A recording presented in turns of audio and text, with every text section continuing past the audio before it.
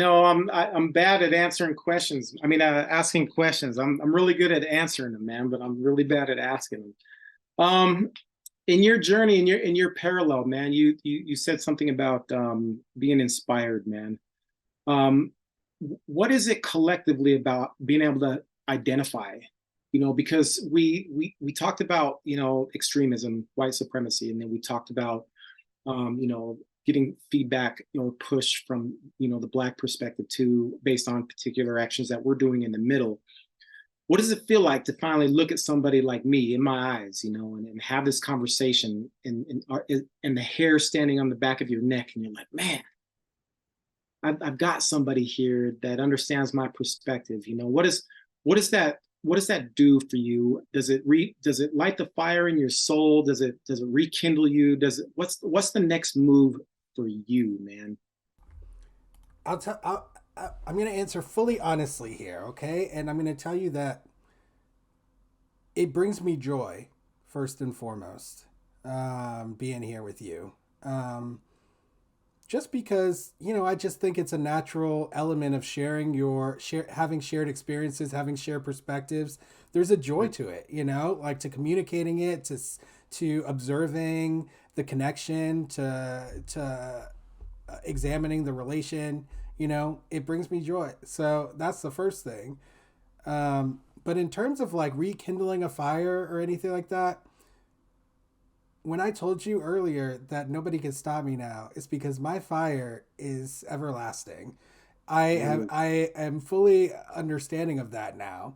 So there's really nothing anyone can do to put it out at this point, and it has taken me a long time to come to that understanding. But like I'm like fully there, and never am not going to be there, and I know that for certain. So, if anything, it feels like fate talking to you right now, like Okay. something that I imagined was going to happen and is now happening.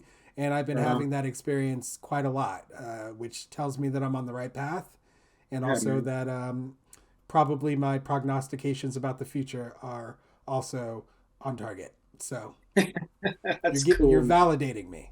Hey, I appreciate it, man. Yeah, that's good stuff, man. What's the next move, man? Do you have any criteria? Do you have any books out? Do you have you have anything in the works in the backdrops that are, Oh my you know, goodness.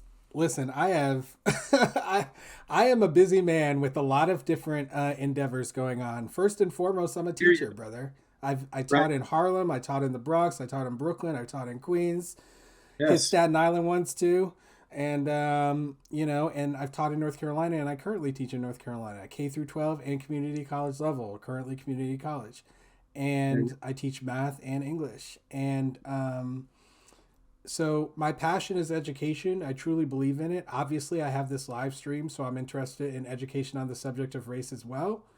Right. Um, I am building ed tech tools for classroom teachers to use to better educate and engage students, and to make their jobs easier, and There you to go. make learning more effective for students. Yeah. And I'm building tools even within that tool, games that students can use, mathematics ones mostly, that are Right. drill games that will give them the practice that they don't get anymore because they're always on their devices and never write anything down. Do you have Um, do you have a target demographic with these tools? Are you zoning in like on the Black community, or is this a full spectrum ordeal for any students? I am specially placed to be able to zone into the Black community, so I'm doing that, brother. Let's be real. Let's. I mean, I literally explained to another Black professor today exactly that I am in a unique position, not only in the industry but in time, to be able to Right. make this happen. And so I need any support that I can get. If you can support me, if you know someone in education, then we got to talk about it, because this is a huge opportunity that could change a lot of lives, a lot of Black young lives. And so that's what I'm really excited about. Yeah, no, I'm really cool with that because it's about raising the bar, right? I mean, we're looking out for each other. It's about raising the bar.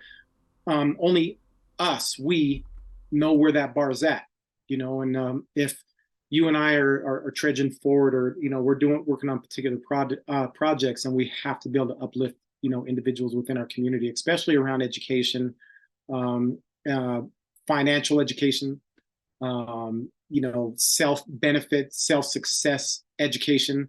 There's just a lot of there's a lot of things there that get taught on one side of the fence that is not necessarily being taught to our community, and we need to get those things into their hands. So what you're doing is monumental, because there's not a lot of individual work that I've seen out there. There is, but there's not a lot of particular individual work that's necessarily focused on a target demographic. So I would love to hear more of that later, moving forward with you, man, and chitter chatting, because I got my own little things that I've been working on. I just actually stepped back on a couple of the ghostwriting programs that I've had. I'm still working on them, of course. I'm picking up a third, but I too, because as much as I'm doing education stuff, I wanted to go into an educational tool, but I wanted to go into a different spectrum on my very specific niche of education that I'm doing, as far as pulling up particular Black history. So I'm always interested to hear other perspectives and how they're going at it. But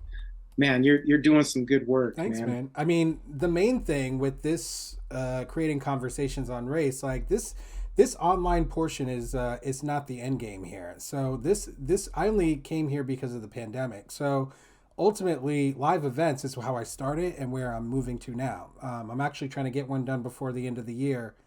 We're going to use the Patreon money. So I have my patrons. Thank you guys so much for supporting me. Appreciate you guys again.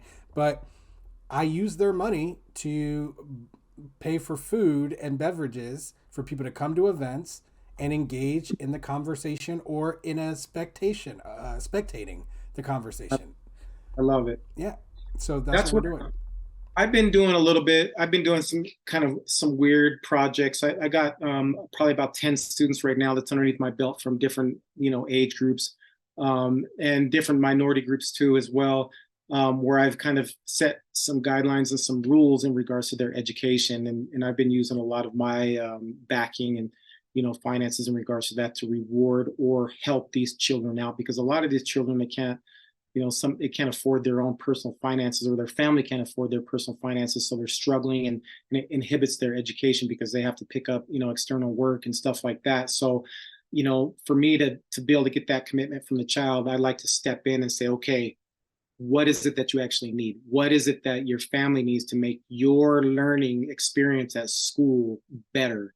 And so, I solely dedicate those finances for some big projects, and really help these families out. And I've been having a lot of fun with different experiments and different things that I've been doing. But like you, because here in Utah, the Black community is so small, I could literally encompass all minorities in this region, and get them all. I can get everybody, and and it's been really fun, man. I've been doing a lot of cool stuff, and it's been a lot of fun, man.